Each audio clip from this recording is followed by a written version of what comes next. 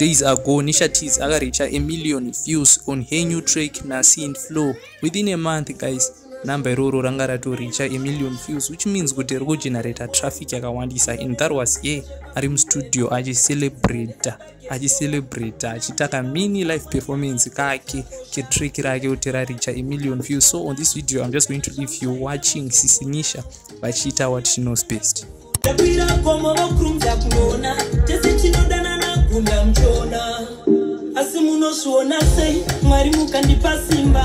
Mondipa mota, mondipa imba Ishe wangu mondipa fungwa Ndiri mtu wenyama pamwe ndinoda kusukwa Shaka kwa dabuka ndina mutunda Batanita ishese shiri kushuka Kana shabatana ndo kwa nisa kusozimiza maelka Ichimba titu tangwa kunele ba mana Tangwa kunele ba mana